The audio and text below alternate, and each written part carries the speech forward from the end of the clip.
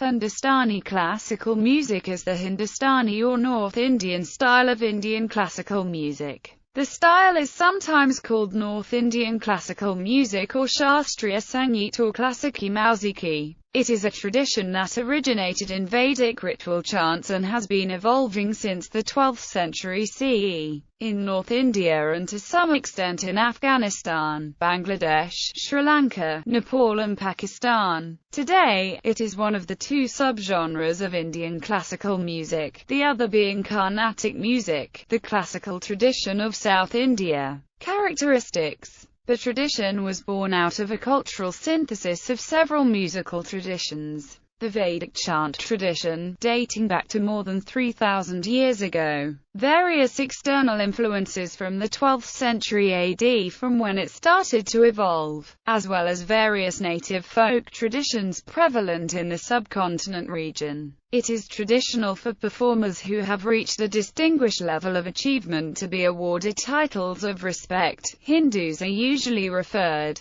to as Pandit and Muslims as Ustad. An aspect of Hindustani music going back to Sufi times is the tradition of religious neutrality. Muslim ustads may sing compositions in praise of Hindu deities, and vice versa. Around the 12th century, Hindustani classical music diverged from what eventually came to be identified as Carnatic classical music. The central notion in both these systems is that of a melodic mode or raga, sung to a rhythmic cycle or tala. The tradition dates back to the ancient Samar Veda, which deals with the norms for chanting of Strutish or hymns such as the Rig Veda. These principles were refined in the musical treatises Natya Shastra by Bharata and Attilam. In medieval times, the melodic systems were fused with ideas from Persian music, particularly through the influence of Sufi composers like Amir Khusro, and later in the Maf'ul courts.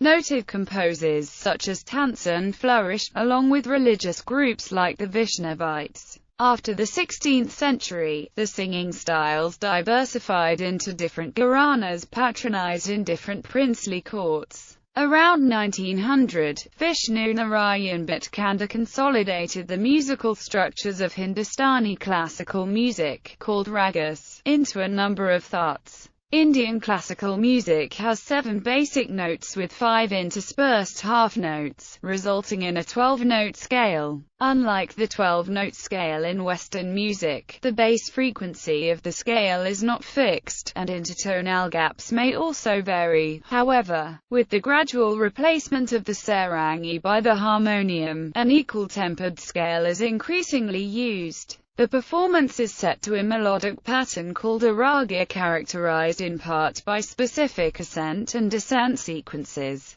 which may not be identical. Other characteristics include king and queen notes and characteristic phrases. In addition, each raga has its natural register and portamento rules. Performances are usually marked by considerable improvisation within these norms. History. Music was first formalized in India in connection with preserving the Shruti texts, primarily the 4 Vedas, which are seen as our Paurusheya. Not only was the text important, but also the manner in which they had been enunciated by the immortals. Prosody and chanting were thus of great importance, and were enshrined in the 2 Vedangas called Shiksha and Chandas. These remained a key part of the Brahmanic educational system till modern times. The formal aspects of the chant are delineated in the Samar Veda, with certain aspects, e.g., the relation of chanting to meditation, elaborated in the Chandogya Upanishad. Priests involved in these ritual chants were called samans, and a number of ancient musical instruments such as the conch, lute, flute, trumpets and horns were associated with this and later practices of ritual singing. Sanskritic tradition. The Samar Veda outlined the ritual chants for singing the verses of the Rig Veda, particularly for offerings of Soma. It proposed a tonal structure consisting of 7 notes, which were named, in descending order, Krush, Pratam, Dvitiya, Tritiya, Chaturt, mandra and atiswar. These refer to the notes of a flute, which was the only fixed-frequency instrument. This is why the second note is called pratam. Music is dealt with extensively in the Valmiki Ramayana. Narada is an accomplished musician, as is Ravana. Saraswati with her Veena is the goddess of music. Gandharvas are presented as spirits who are musical masters, and the Gandharva style looks to music primarily for pleasure, accompanied by the Soma Rasa. In the Vishnu Dharmatara Purana, the Naga king Ashvatara asks to know the Svaras from Saraswati. The most important text on music in the ancient canon is Bharata's Natya Shastra, composed around the 3rd century CE. The Natya Shastra deals with the different modes of music, dance, and drama, and also the emotional responses they are expected to evoke. The scale is described in terms of 22 microtones, which can be combined in clusters of 4, 3, or 2 to form an octave. While the term raga is articulated in the Natya Shastra, it finds a clearer expression in what is called jati in the Datilam, a text composed shortly after or around the same time as Natya Shastra. The Datilam is focused on Gandharva music and discusses scales, defining a tonal framework called grammar in terms of 22 microtonal intervals comprising one octave. It also discusses various arrangements of the notes, the permutations and combinations of note sequences, and alankara or elaboration. Datilam categorizes melodic structure into 18 groups called jati, which are the fundamental melodic structures similar to the raga. The names of the jatis reflect regional origins, for example Andhra and Odisha. Music also finds mention in a number of texts from the Gupta period. Kalidasar mentions several kinds of veena, as well as percussion instruments, the flute and conch. Music also finds mention in Buddhist and Jain texts from the earliest periods of the Christian era. Narada's Sangita Makaranda treatise, from about 1100 CE, is the earliest text where rules similar to those of current Hindustani classical music can be found. Narada actually names and classifies the system in its earlier form before the Persian influences introduced changes in the system. Jayadeva's Gita Govinda from the 12th century was perhaps the earliest musical composition sung in the classical tradition called Ashtapadi music. In the 13th century, Shangadeva composed the Sangita Ratnakara, which has names such as the Turushkatodi, revealing an influx of ideas from Islamic culture. Medieval period. The advent of Islamic rule under the Delhi Sultanate and later the Mughal Empire over northern India caused considerable cultural interchange. Increasingly, musicians received patronage in the courts of the new rulers, who in their turn started taking increasing interest in local music forms.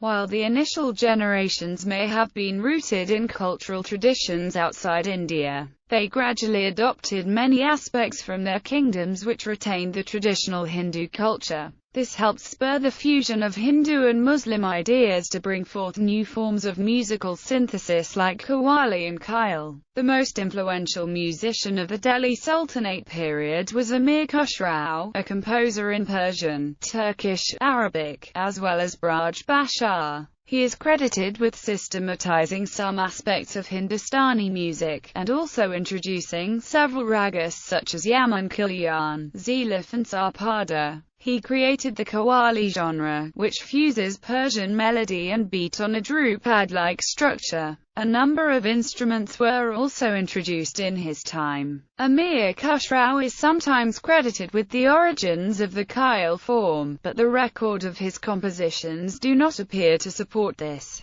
The compositions by the court musician Sadarang in the court of Muhammad Shah bear a closer affinity to the modern Khyal. They suggest that while Khyal already existed in some form, Sadarang may have been the father of modern Khyal. Much of the musical forms innovated by these pioneers merged with the Hindu tradition, composed in the popular language of the people in the work of composers like Kabir or Nanak. This can be seen as part of a larger Bhakti tradition, which remained influential across several centuries. Notable figures include Jayadeva, Vidyapati, Chandidas, and Mirabai. As the Mughal Empire came into closer contact with Hindus, especially under Jalaluddin Akbar, music and dance also flourished. In particular, the musician Tansen introduced a number of innovations, including ragas and particular compositions. Legend has it that upon his rendition of a nighttime raga in the morning, the entire city fell under a hush and clouds gathered in the sky, and that he could light fires by singing the raga, Deepak, which is supposed to be composed of notes in high octaves.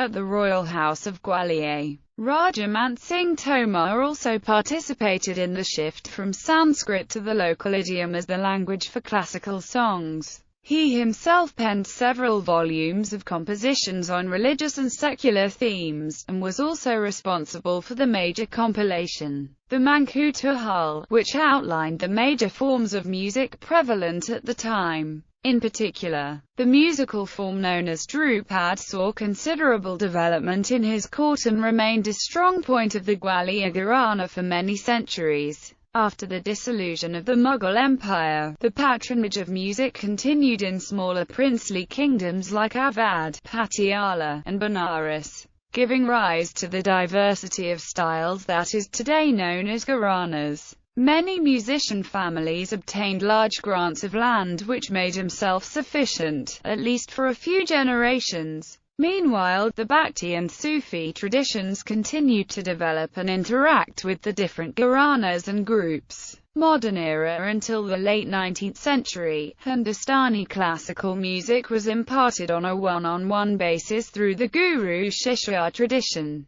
This system had many benefits, but also several drawbacks. In many cases, the Shishya had to spend most of his time serving his guru with a hope that the guru might teach him a cheese or two. In addition, the system forced the music to be limited to a small subsection of the Indian community. To a large extent it was limited to the palaces and dance halls. It was shunned by the intellectuals, avoided by the educated middle class, and in general looked down upon as a frivolous practice. Then a fortunate turn of events started the renaissance of Hindustani classical music. First, as the power of the Maharajas and Nawabs declined in early 20th century, so did their patronage. With the expulsion of Wajid Ali Shah to Calcutta after 1857, the Lucknowi musical tradition came to influence the music of Renaissance in Bengal, giving rise to the tradition of Rag Pradhan Gan around the turn of the century. Raja Chakradhar Singh of Raigad was the last of the modern-era Marathas to patronize Hindustani classical musicians, singers and dancers. Also, at the turn of the century, two great stars emerged on the horizon,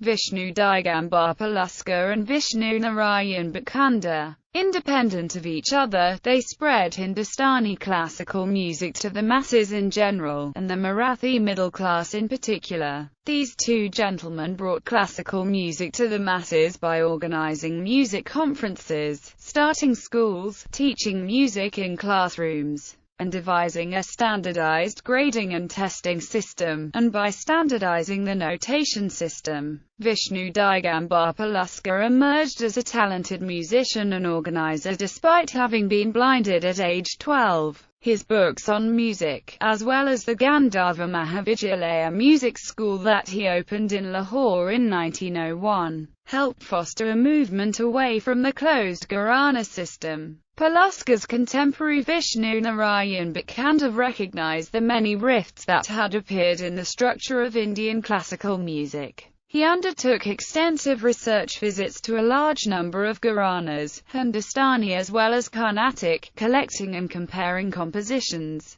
Between 1909 and 1932, he produced the monumental four-volume work Hindustani Sangeetha Padhathi, which suggested a transcription for Indian music, and described the many traditions in this notation. Finally, it consolidated the many musical forms of Hindustani classical music into a number of thoughts. subsequent to the Melakata system that reorganized Carnatic tradition in the 17th century. In modern times, the government-run All India Radio, Bangladesh Beta and Radio Pakistan helped to bring the artists to public attention, countering the loss of the patronage system. The first star was Gauhar Yan, whose career was born out of Fred Gaisberg's first recordings of Indian music in 1902. With the advance of films and other public media, musicians started to make their living through public performances. As India was exposed to Western music, some Western melodies started merging with classical forms, especially in popular music. A number of gurukuls, such as that of Alaruddin Khan at Maihar, flourished. In more modern times, corporate support has also been forthcoming, as at the ITC Sangeet Research Academy. Meanwhile, Hindustani classical music has become popular across the world through the influence of artists such as Ravi Shankar and Ali Akbar Khan. Principles of Hindustani music. The rhythmic organization is based on rhythmic patterns called tala. The melodic foundations are called ragas.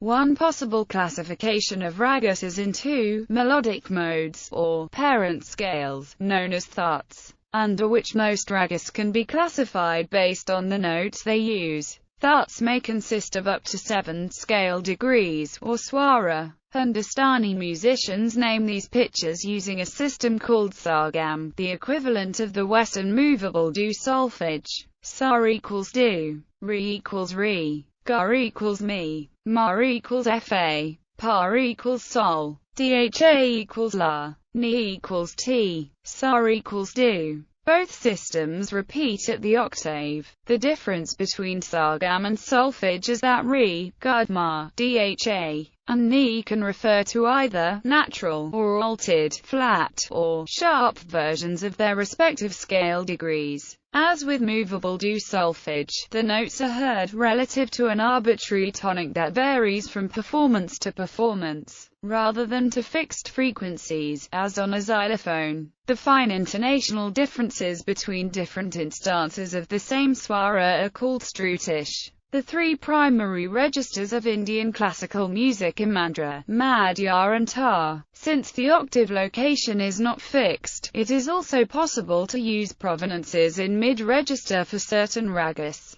A typical rendition of Hindustani raga involves 2 stages. Alap, a rhythmically free improvisation on the rules for the raga in order to give life to the raga and flesh out its characteristics. The alap is followed by a long slow-tempo improvisation in vocal music, or by the jod and jala in instrumental music. Bandish or gat, a fixed, melodic composition set in a specific raga, performed with rhythmic accompaniment by a tabla or pakhawaj.